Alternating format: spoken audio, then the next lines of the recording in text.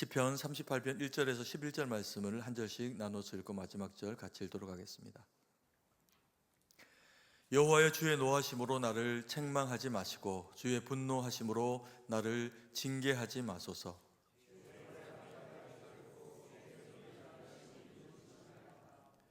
주의 진노로 말미암아 내 살에 성한 곳이 없사오며 나의 죄로 말미암아 내 뼈에 평안함이 없나이다.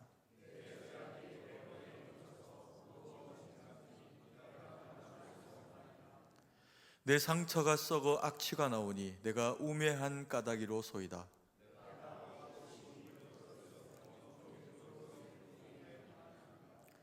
내 허리에 열기가 가득하고 내 살에 성한 곳이 없나이다.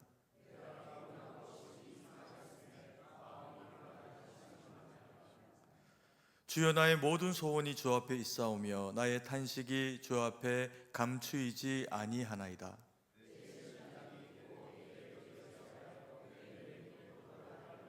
같이 읽습니다. 내가 사랑하는 자와 내 친구들이 내 상처를 멀리하고 내 친척들도 멀리 섰나이다. 아멘. 우리 자회분들하고 인사했으면 좋겠습니다. 복받는 은혜 받는 시간 되길 원합니다. 네, 말씀으로 또 성령의 충만이 우리 성도님들 가운데 충만한 은혜의 시간 되기를 간절히 소망합니다. 성도님들의 기도 덕분에 몽골 선교지 답사를 우리 장로님들과 함께 잘 다녀올 수 있었습니다. 그곳이 또 얼마나 또 영적으로 척박한 땅인지, 또 그리고 하나님께서 대한민국을 그에 반해 얼마나 큰 복을 주셨는지 확인하는 시간이 되었고요. 또 그리고 그곳에서 참 귀한 선교사님들을 만났습니다. 자신들을 돌아보지 않고 또 타국에서 정말 목숨까지도 내어놓고 일하시는 그런 그 귀한 선교사님들을 만나면서 또 우리 교회가 어떻게 섬기고 함께 나가야 될지를 또 돌아보게 되는 그런 그 은혜의 시간들을 가지고 돌아왔습니다. 우리 성도님들이 또 몽골과 또 우리 승동교회가 귀한 이 복음의 그런 어떤 사명들을 잘 감당해서 하나님 앞에 영광 돌리고 주의 기뻐하시는 나라, 또 교회가 될 수 있도록 기도해 주셨으면 좋겠습니다. 시편 38편은 대표적인 어떤 다윗의 그런 그 탄식시 가운데 하나입니다. 처음 시작하는 그런 그 내용부터 해가지고 이 시편이 맞춰질 때, 38편이 맞춰질 때까지의 그 내용이 참 시종일관 고통 가운데 있는 다윗의 그런 어떤 신음, 몸부림을 그렇게 이제 나타내주고 있는 그런 그 모습을 보입니다. 다윗은 이스라엘 그런 그 열조의 왕들 가운데서 가장 위대한 왕이라고 그렇게 이야기를 해도 누구 한 사람 반론의 여지가 없는 그런 그 사람입니다. 그래서 이 사람은 하나님에 대한 열심으로, 그리고 또 그 사랑으로 하나님께도 그 마음이 합한 자다라고 하는 그런 그 평가를 얻은 사람입니다. 그리고 그러면서 정치를 또 하나님의 뜻 가운데 지혜롭게 잘 감당을 해서 비록 또 실수와 악을 범한 그런 그 때가 있기는 하지만 그럼에도 불구하고 그 중심을 그때그때마다 잘 고치면서 하나님을 위해서 서고, 또 그리고 하나님의 백성들의 연합된 공동체인 이스라엘 백성들을 섬기기 위해 가지고 최선의 그런 그 모습을 보입니다. 그래서 이스라엘 백성들에게도 존경받는 왕으로 그렇게 칭함을 받는 그런 그 대표적인 왕입니다. 그가 그럼에도 불구하고 무엇 때문에 이런 어떤 고통 상황에 놓인지 우리가 정확하게 알 수는 없습니다. 또 한편으로는 그가 아무리 존경받고 또 위대한 그런 그 인물이라고 하더라도 인생에 주어질 수 있는 어떤 그 고통이 그에게도 피해갈 수만 있는 일은 아니다라고 하는 것을 우리에게 나타내 보여주고 있습니다. 아니, 한편으로는 인생에서 어떤 사람들보다도 다윗이 위대한 왕이고 하나님 앞에 그런 그 인정받는 믿음의 일꾼임에도 불구하고 그가 겪은 삶은 누구에 못지않는 고통스러운 그런 그 고난의 시간들 이후에 주어진 일들이다라고 하는 것을 통해 가지고 이 고난은 참 모든 사람에게 어떤 의미에서는 피할 수 없는 일이구나 라고 하는 생각을 해볼 수 있게 합니다. 그러면서 우리가 이 본문의 말씀 시편 38편의 말씀을 통해 가지고 고난에 대한 바른 이해, 고난을 통해서 우리가 이 고난을 어떻게 해석하고 어떻게 바라봐야 할 것인가에 대한 이 고난에 대한 좋은 해석을 할 수 있는 그런 그 시간이 되기를 원합니다. 왜냐하면 때로는 이 고난이 우리에게 피할 수 없이 다윗에게도 있듯이 우리에게도 있을 수 있는데, 이 고난을 잘못 해석을 하게 되면 고난이 가지는 그 의미보다도 더 큰 그런 그 상함이나 어려움을 가질 수가 있게 되기 때문입니다. 고난은 육체로도 다가옵니다. 그리고 이 고난은 마음으로 오기도 합니다. 그래서 육체적으로 다가온 이 고난이 마음을 찌르고 고통스럽게 해서 오늘 읽은 이 본문의 말씀에도 보면은 이 다윗이 현실적인 상황에서 고난을 경험을 하는데 그의 그 마음이 너무나도 통분하고 힘겨워하고 있는 그런 모습을 나타내주고 있는 것을 보게 됩니다. 그래서 이 고난은 어떻게 해석하느냐를 통해 가지고 이 마음의 고난의 그런 그 경중을 다룰 수도 있다는 것이죠. 그래서 이 고난을 어떻게 볼 것인가? 그러면 고난이 무겁기만 한 것이 아니라 지혜롭게 이 고난을 바라보고 해석하는 것을 통해 가지고 고난이 또 다른 어떤 의미로 바뀌어지게 되는 그런 그 결과를 가질 수도 있겠죠. 그러면 고난이 우리에게 꼭 필요한 것이 아니라도 하고 하더라도 어떤 경우에는 이제 피치 못할 고난과 고통의 상황이 우리에게 있거나 찾아오게 될 때 이것을 잘 해석하는 것을 통해 가지고 얻을 수 있는 그 지혜, 그것들을 우리가 또 받아 누릴 수가 있게 된다는 겁니다. 그래서 세상 사람들은 고난이 절망이고 고난이 넘어지게 되는 어떤 길이 될 수 있다라고 하면 우리 그리스도인 주님이 세우신 주님의 거룩한 백성들은 이 고난이 인생의 또 다른 어떤 의미나 혹은 지혜를 낳게 되는 계기가 되어져서 고난을 통해서 사람이 성장하게 되고 고난을 통해서 더 남들이 볼 때 믿음으로 인격적으로 더 성숙한 사람이 되어지게 되는 그와 같은 길을 얻을 수가 있을 겁니다. 그래서 고난이 유익이다 이런 말도 있게 되는 거죠. 오늘 우리가 시편 38편의 이야기를 통해 가지고 고난이 주는 지혜를 우리 마음 가운데 새기고 그리고 믿음으로 세워지는 그런 그 시간이 되기를 원합니다.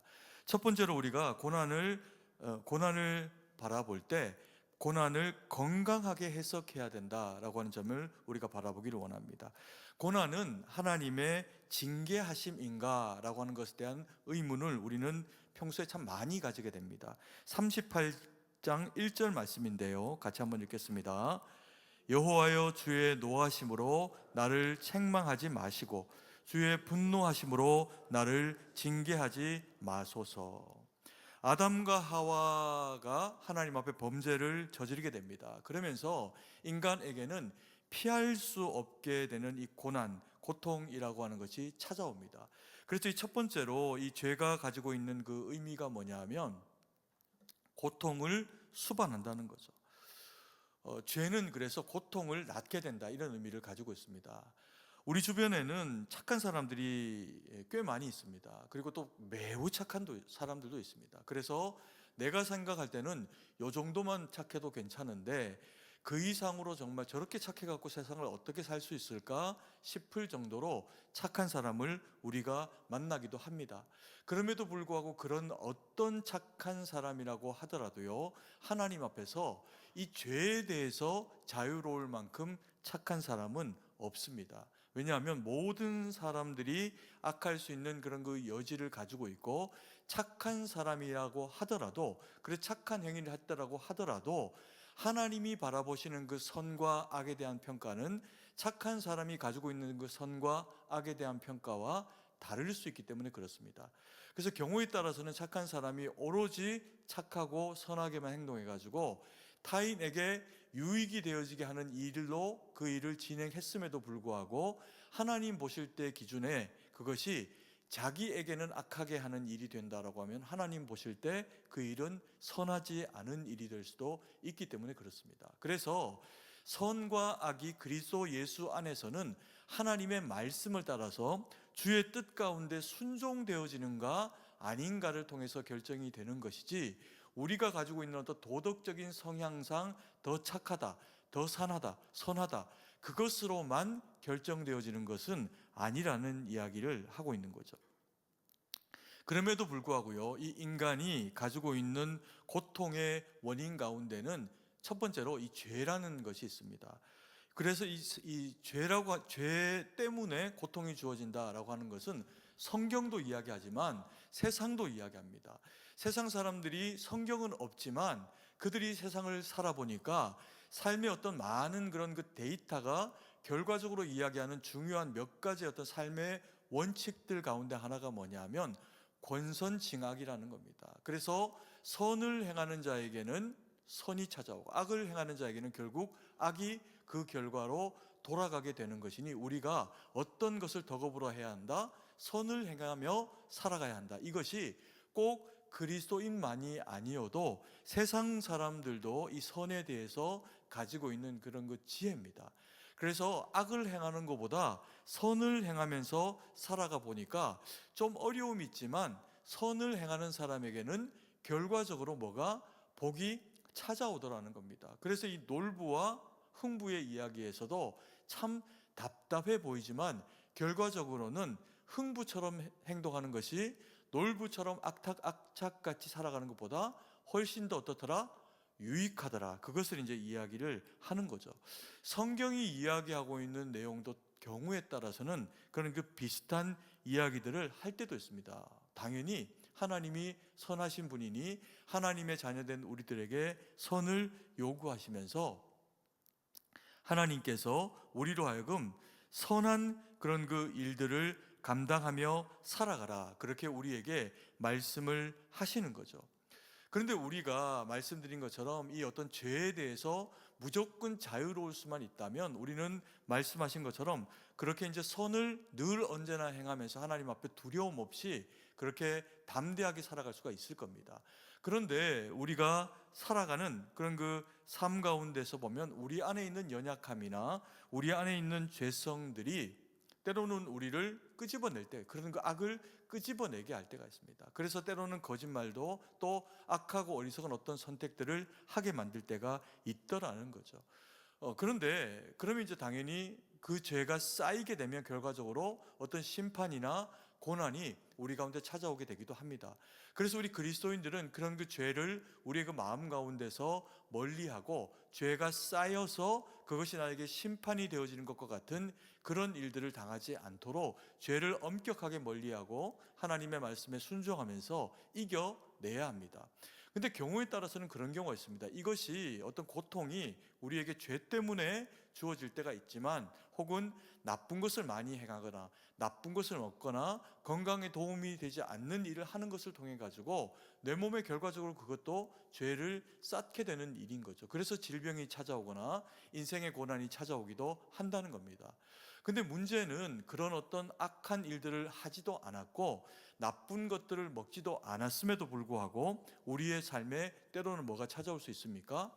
문제들이 찾아오기도 한다는 겁니다. 그래서 모든 사람들이 당하는 어떤 그 고난, 그것을 죄에 대한 그런 그 결과다라고 해석을 하는 일은 옳은 일이 아니라는 거죠.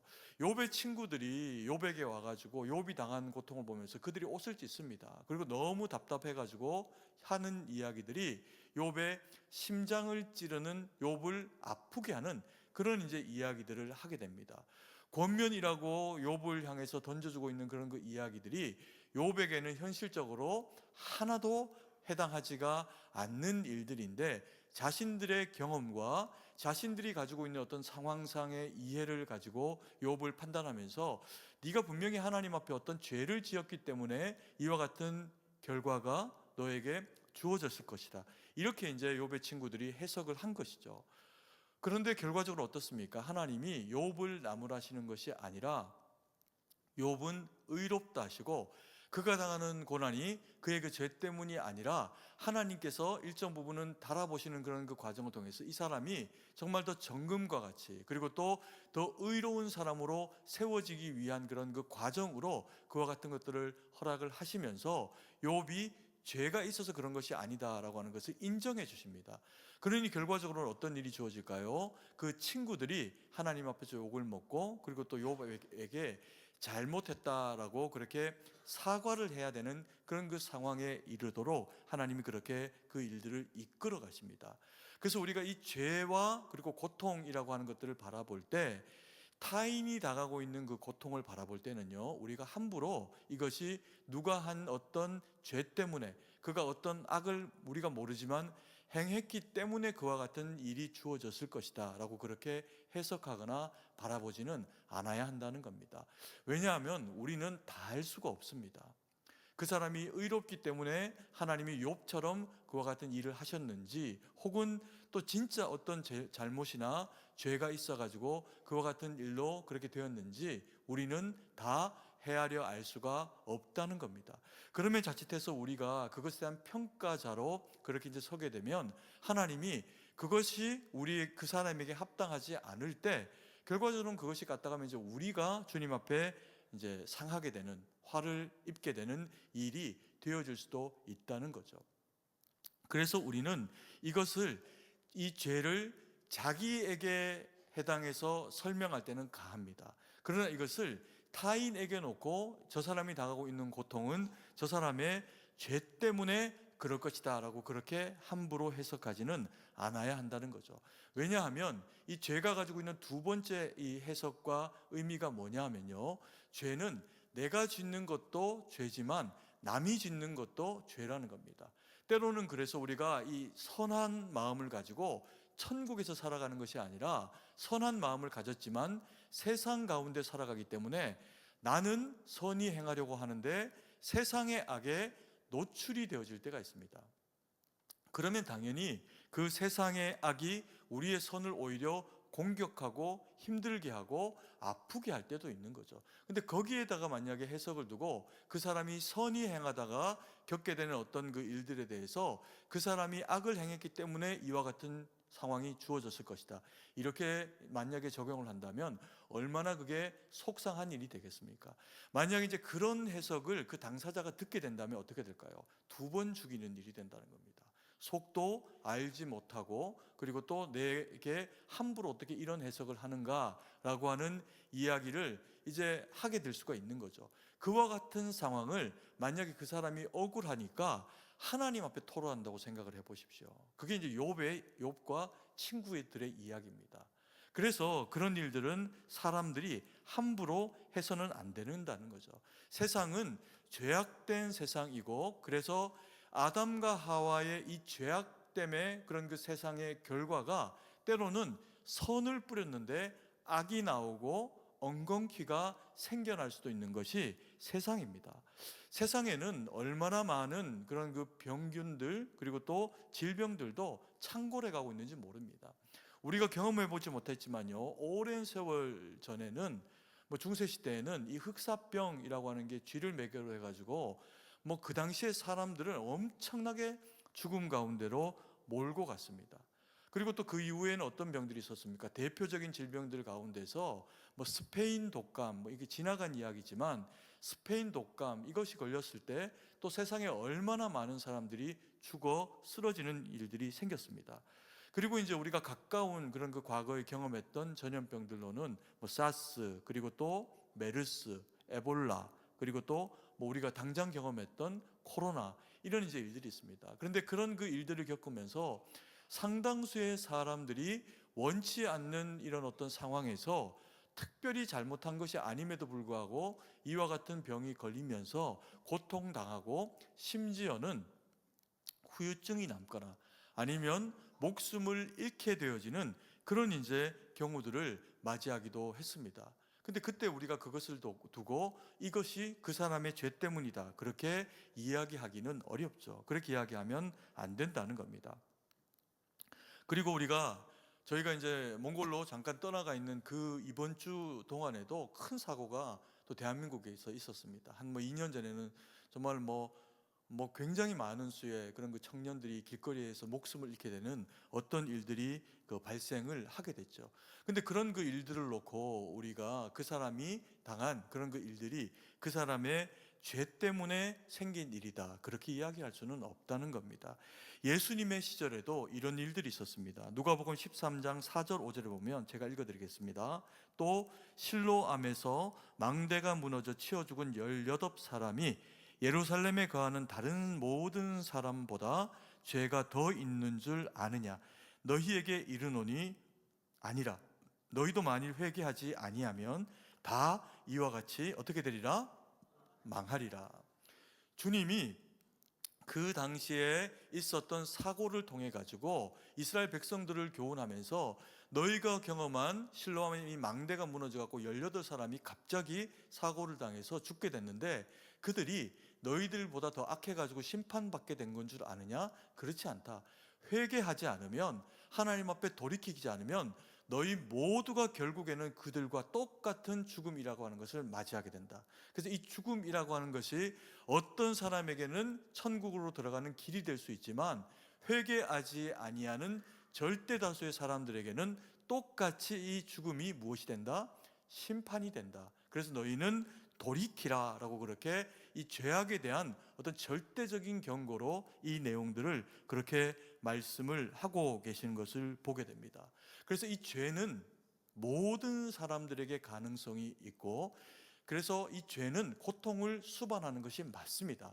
그런데 이 고통을 해석을 할 때, 타인을 바라보면서 해석을 할 때 이것을 당연히 그에게 주어져 있는 어떤 죄악의 결과다라고 엄격하게 바라보고 적용할 만큼 우리 자신이 그것에서 온전하지 못하다라고 하는 것을 성경이 그렇게 이야기를 하고 계시는 거죠. 그래서 우리는 타인에게 있어서 고통을 바라볼 때 어떻게 해석해야 됩니까? 위로해야 됩니다. 아멘이십니까? 그리고 어떻게 저 사람이 이 고통 가운데 빠졌는지 우리가 알 수는 없지만, 하나님이 고통 가운데 있는 그를 도와주시기를 구하고 그리고 기도해 줘야 되는 것이 같은 그리스도인 되어진 우리의 책무라는 겁니다. 그래서 이 고통, 고난이라고 하는 것에 대해서 좋은 해석, 지혜로운 해석을 우리가 할 수 있어야 이 고난을 잘 통과할 수 있는 그런 그 계기가 된다는 거죠. 그러면 그렇다고 해가지고 이 고난이 정말 죄하고 상관이 없나? 성경은 그렇게 이야기하지 않습니다. 고난은 말씀드린 것처럼 분명히 죄와 상관이 있습니다. 그러면 이 죄와 상관에 있는 이 고난에 대해서는 어떻게 그러면 우리가 해석을 하고 적용을 해야 될까요? 그것에 대해서 이 다윗의 시편 38편은 우리에게 너무나도 중요한 관점을 이야기합니다. 뭐냐면요, 고통은 타인의 행위를 평가하는 도구가 아니라 자신의 영적 회복과 자신의 영적 상태를 점검하는 통로가 되어져야 된다는 겁니다. 다시 한번 말씀드릴게요. 고통은 타인의 고통을 평가하는 그런 그 도구가 아니라 자신의 영적 회복과 자기의 영적 상태를 점검하는 통로가 되어야 된다는 겁니다. 38장 4절 5절 말씀입니다. 같이 한번 읽습니다. 내 죄악이 내 머리에 넘쳐서 무거운 짐 같으니 내가 감당할 수 없나이다. 내 상처가 썩어 악취가 나오니 내가 우매한 까닭이로 소이다. 두 번째, 이 고통은 타인의 죄의 유무를 평가하는 도구가 아니라 자신이 어떤 잘못이 있나를 돌아보는 도구로는 어떻게 해야 된다? 활용해 봐야 된다는 겁니다. 그러면서 다윗이 보여주고 있는 그런 그 모습은 뭐냐면, 그래서 이것을 하나님 안에서 잘 돌아보고 점검하는 것을 통해 가지고 자신에게 영적인 회복과 그리고 자기에게 혹 누가 악이 있는가 없는가를 점검하는 어떤 시금석으로 이 고통을 잘 활용을 하라는 겁니다. 그래서 다윗이 보여주고 있는 4절의 말씀에 보면 내 죄악이 내 머리에 어떻게 했다고요? 넘쳤다, 이렇게 이야기합니다. 그가 지금 당하고 있는 이 고난이 자신을 돌아보는 어떤 계기를 삼으면서 내가 이것도 혹 저것도 혹 이런 상황도 혹 저런 상황도 혹 돌아보니 내가 결단코 하나님 앞에서 깨끗한 대상이 못 되더라는 겁니다. 그래서 내가 내 삶을 하나님 앞에서 점검해보고 돌아보니 내 머릿속에 악이 어떻게 해요? 넘쳐난다는 거죠. 나는 결코 그렇게까지 선한 대상이 못 된다라고 하는 것을 영적인 자기 점검으로 돌아보는 그런 그 시간들을 가졌다는 겁니다. 그리고 또 다윗이 보여주고 있는 모습을 보니까 내 상처가 썩어가지고 나오는데 그게 어떤 까닭이라고? 내 우매한 까닭이다, 이렇게 이야기합니다.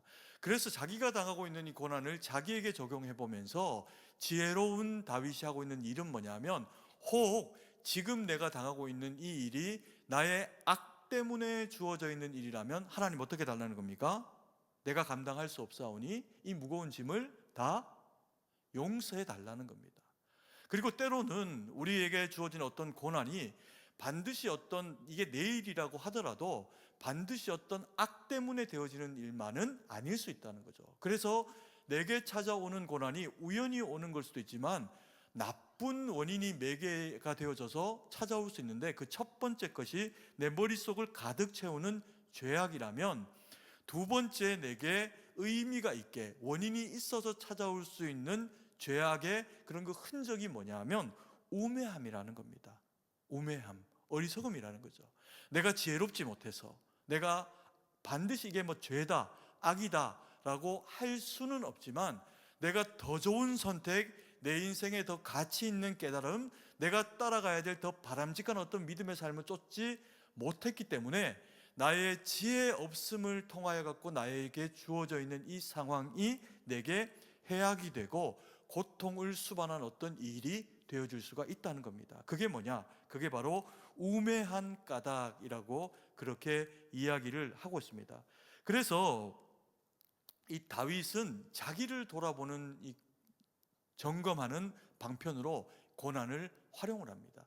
그래서 다윗은 귀한 사람입니다. 여러분, 우리가 어떤 그 상황에서 고통을 수반하고 힘겨운 어떤 상황들을 맞이하게 될 때가 있습니다.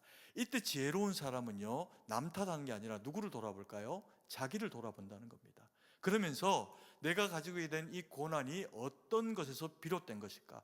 심지어는 이것이 남의 악함과 남의 어리석음 때문에 내가 빠지게 된 고난이라고 하더라도, 이게 간접적인 악한 자들을 통한 주어진 고난이라고 하더라도 이 고난의 일정 부분의 원인은 누구에게 있습니까? 내게 있다는 겁니다. 그게 뭐예요? 그게 우매한 까닭이라는 겁니다.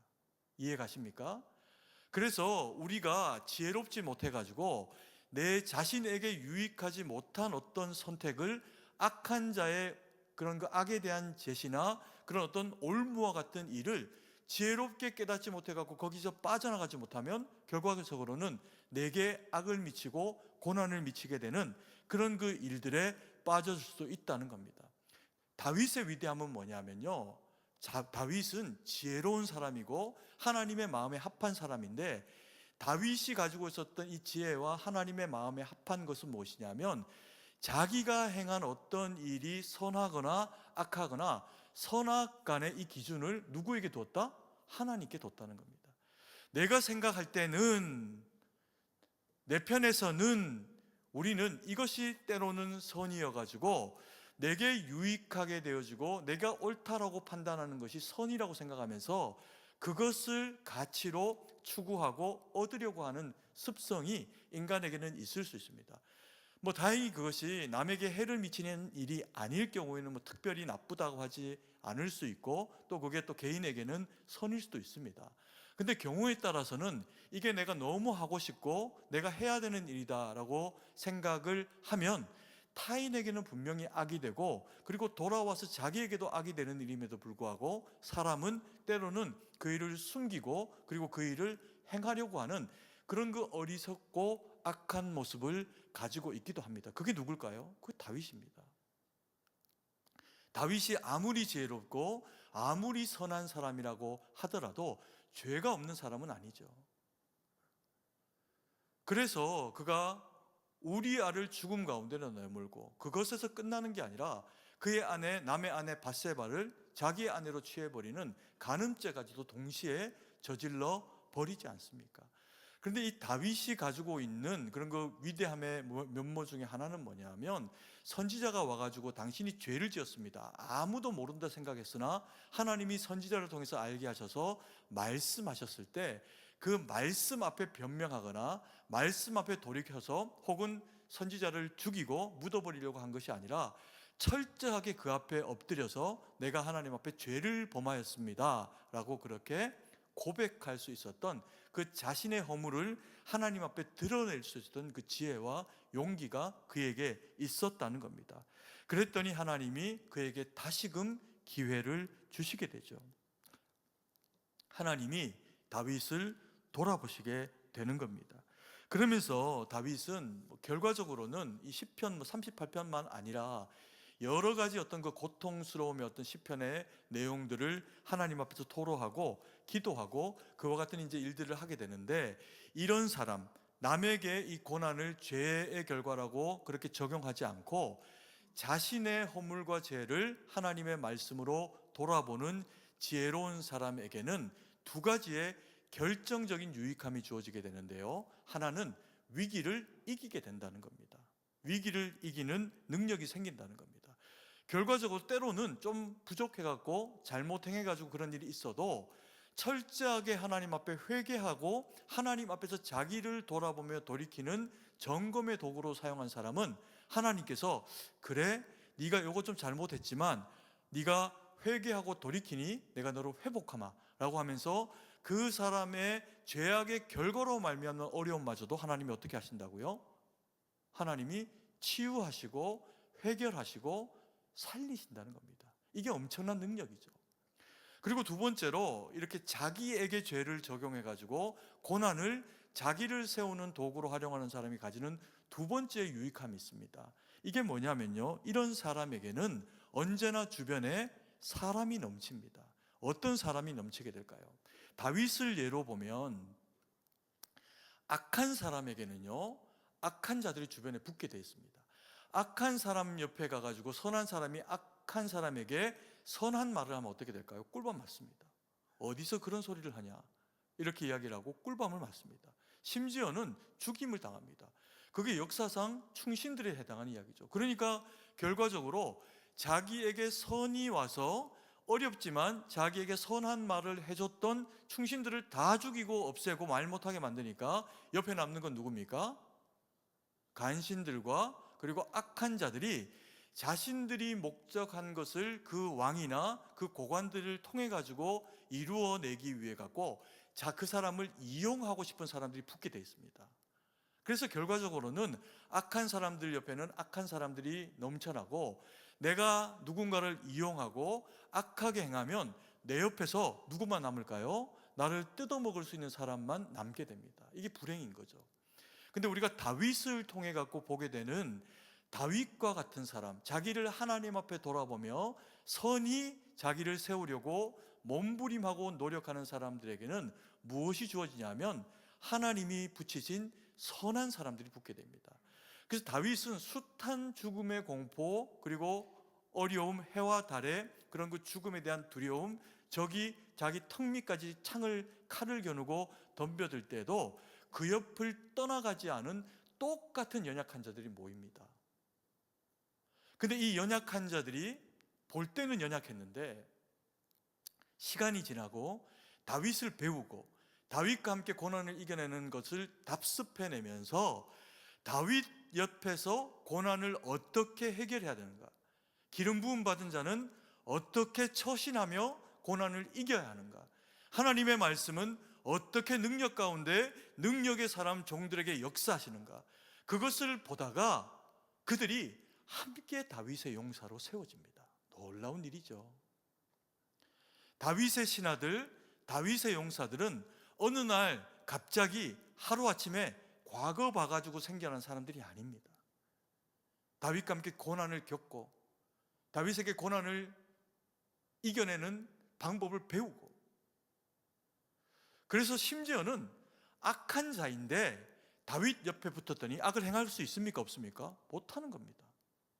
그러다가 시간이 지나니 어떻게 되는 거예요? 선한 사람으로 바뀌어지는 겁니다. 이게 선한 사람이 가지고 있는 위대한 능력입니다. 우리가 그리스도 예수의 말씀을 붙잡고 하나님의 말씀 가운데 서서 내가 다윗처럼 나를 주님 앞에 말씀으로 돌아보고 그리고 내 영혼과 삶을 하나님 앞에 견고히 세워내면 처음에는 막 부딪힙니다. 이러지 마라, 저러지 마라, 이렇거니 저렇거니 막 부딪힙니다. 그런데 그럼에도 불구하고 우리가 주님의 말씀을 굳건히 붙잡고 기도하면서 하나님이 세운 믿음의 의로, 하나님이 세운 믿음의 의로운 사람답게 우리가 가정 가운데서, 교회 가운데서, 직장과 사업장과 세상 가운데 서게 되면 하나님이 그 사람의 중심을 보시면서 그 사람을 통해 만들어가기를 원하시는 하나님의 나라를 그 가슴 속에 떡하니 세워가신다는 겁니다. 그래서 하나님의 말씀에 붙들림 바 되었던 다윗이라고 하는 아이 하나가 하나님의 말씀과 뜻 가운데 기름 부으심을 통해서 세워졌더니 이스라엘의 역사가 달라지는 겁니다.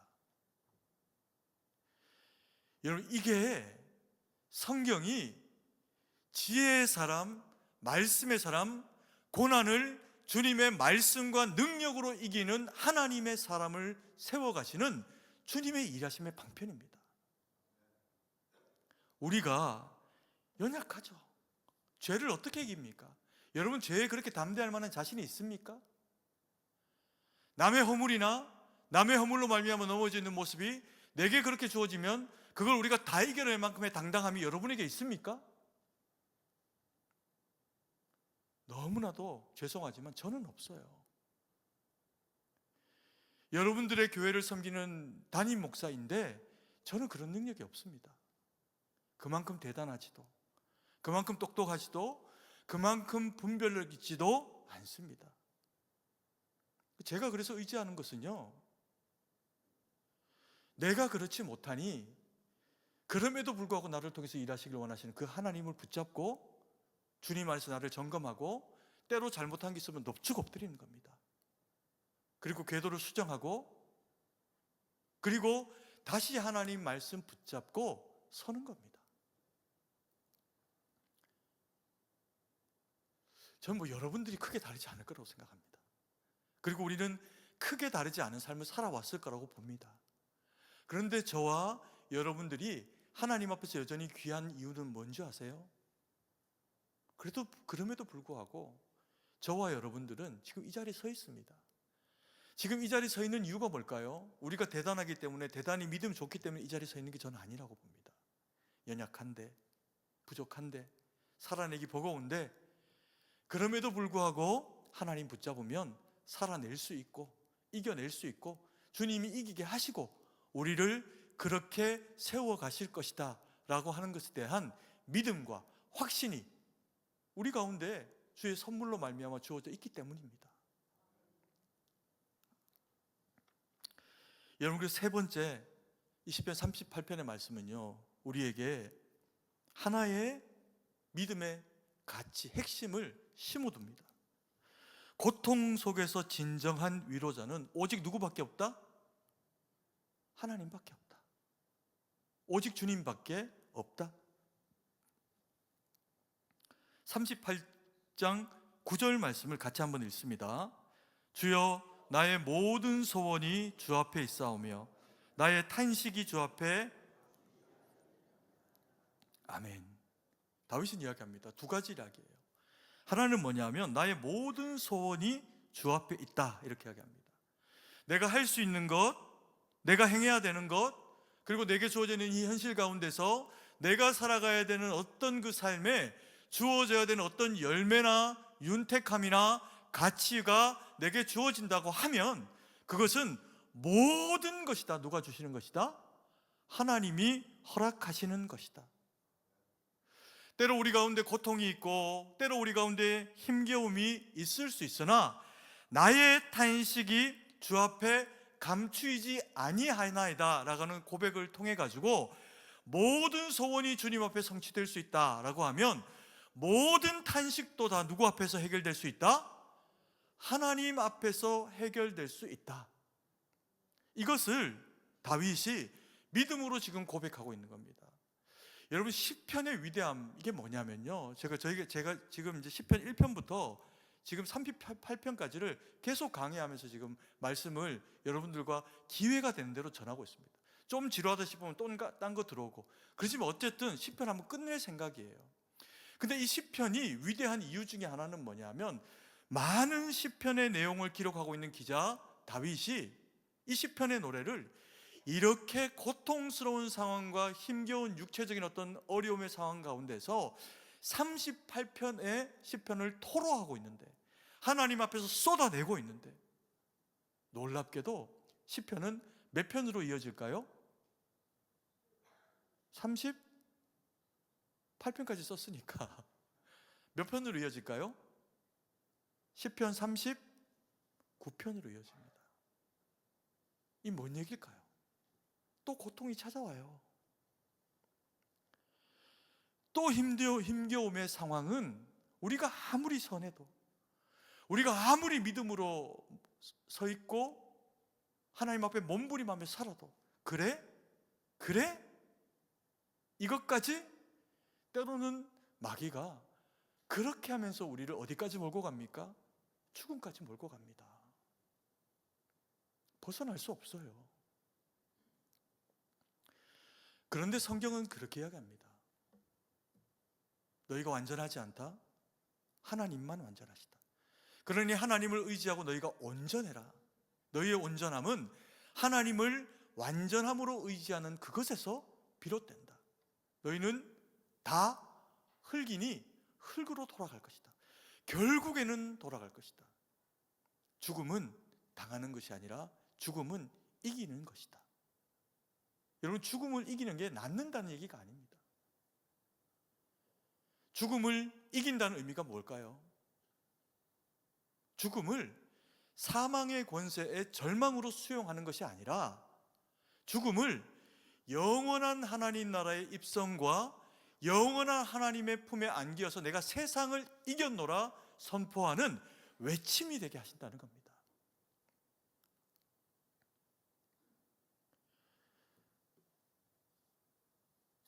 다윗은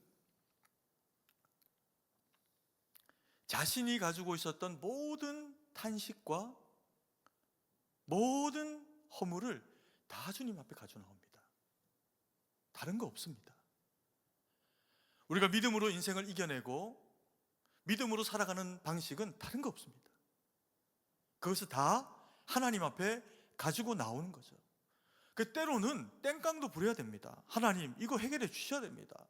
하나님밖에 길이 없는데 어떡합니까? 땡깡 부려야 합니다. 그러면 거룩한 이 영적 땡깡을 통해 가지고 하나님이 자신의 살아계심을 드러내실 수가 있습니다. 때로는 그래도 안 들어주시는 경우도 있어요. 그런데 그럼에도 불구하고 여전히 나로 하여금 부르짖고 구하게 하시는 이가 부르짖게 하실 때는 그보다 더 큰 것을 보게 하시는 하나님의 계획과 뜻이 그 가운데 있을 때입니다. 그래서 우리는 무조건 구해야 됩니다. 무조건 부르짖어야 됩니다. 어떤 분들 그렇게 이야기하시는 분들이 있어요. 하나님 앞에 맨날 울고 주여 주여 떼쓰고, 그건 아니라는 거죠. 진짜 그렇게 자신감 있습니까? 인생이? 묻고 싶습니다. 저는 아무것도 없이 태어났고 빈 몸뚱아리 갖고 태어났고 지금도 그렇게 살아가고 있습니다. 그래서 저는 계속 부르짖을 겁니다. 계속 구할 겁니다. 내 배고픔과 내 목마름이 하나님의 은혜가 내게 채워줌으로 채워지도록 주님 앞에 설 때까지 그 작업을 할 겁니다. 그래서 계속 얻을 거고 계속 은혜를 경험하고 계속 주님과 함께 살아갈 겁니다. 우리 모든 그리스도인은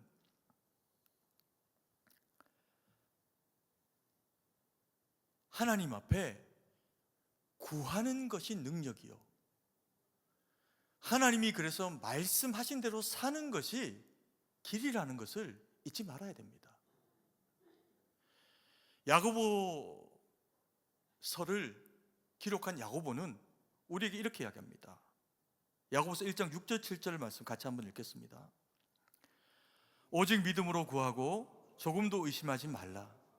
의심하는 자는 마치 바람에 밀려 요동하는 바다 물결 같으니 이런 사람은 무엇이든지 주께 얻기를 생각하지 말라. 그러니 구하고 주님 앞에 믿고 기도한 사람은 어떻게 기도해라? 반드시 일하실 줄을 믿고 주님이 나의 아버지요 능력이시라는 것을 의지하고 기도하라는 겁니다. 그러면 하나님이 어떻게 하신다고요? 그렇게 역사하신다는 거죠. 그렇게 믿지 않고 기도하는 것 하나님이 어떻게 하신다고요? 듣지 않으신다는 겁니다. 그래서 말씀드립니다. 무조건 믿으세요. 여러분, 제가 여러분 보니까 불쌍한 분 많은데 저보다 저만큼이나 여러분 간절히 구해야 됩니다.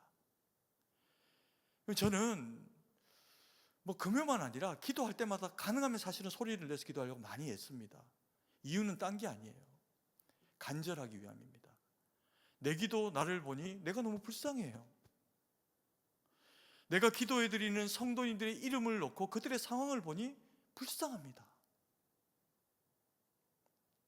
고통 중에 병실에서 수술을 앞두고 눈물이 안 납니까?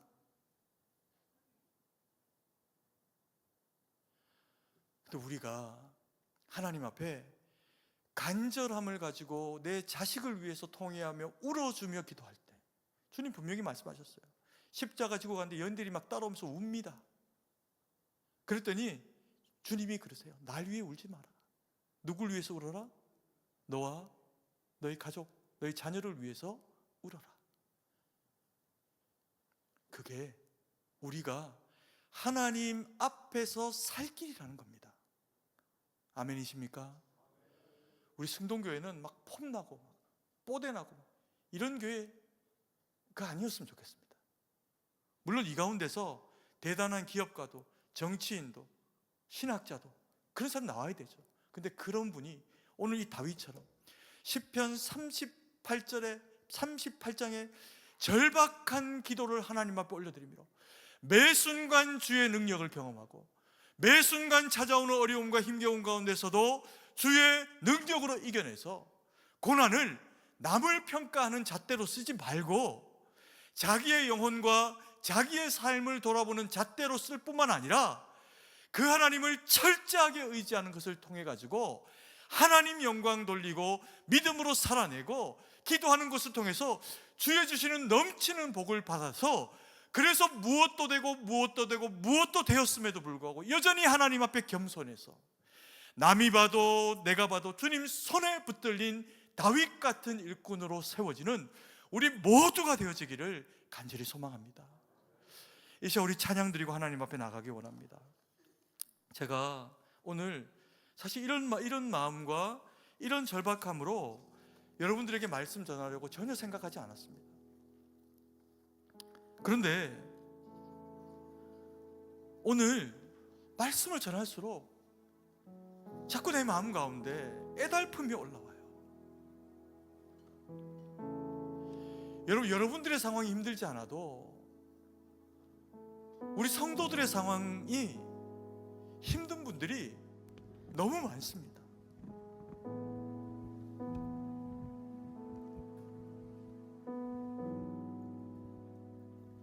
손가락이 떨어져서 주님이 붙여주시지 않으면 방법이 없는 집사님도 계시고,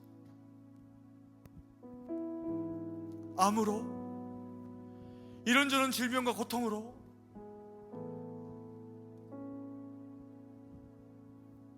기도하며 주의 도우심을 구하는 성도들이 이 가운데 계시고, 우리보다 더 쉽지 않을 미래 세대를 살아가야 될 우리 자녀들도 여기 있습니다. 여러분 잘 살아오셨어요. 여러분 잘 살아오셨으니 당부드립니다. 잘 살아가 주시고 그리고 기도해 주세요. 아픈 지체들을 위해서, 우리 자녀들을 위해서, 내 옆에 있는 지체들 위해서 한번 보십시오. 옆에 누가 앉아 있는지 잠깐 한번 보세요. 그들을 위해서, 이들을 위해서, 저를 위해서. 여러분, 저는 제가 목사인 게 힘든 게 뭔지 아십니까? 이 마음이 자꾸 벗겨요. 이 마음이 너무 벗깁니다. 나 자신의 이것밖에 안 되는 이 모습에 자꾸 벗기고, 여러분들 어떻게 더 도와줄 수 없는 연약함에 벗기고, 때로는 이 가운데 형제들끼리 싸우는데 해결을 줄 수 있는 능력이 내게 없어서 벗기고, 힘듭니다. 미쳐나갈 것 같아요. 제가 좋아 보이십니까?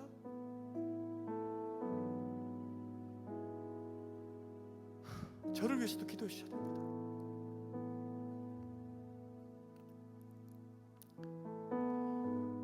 여러분, 이 시간에 마지막에 드렸던 찬양인데요, 주 내 아버지, 주 내 아버지, 주님이 우리의 능력이십니다.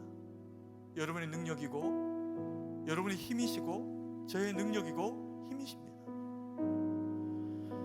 주의 아버지, 우리를 위로해 주세요. 주의 아버지, 나를 좀 고쳐주세요. 주의 아버지, 내 자식과 부모와 이웃과 사랑하는 이들을 좀 고쳐주세요.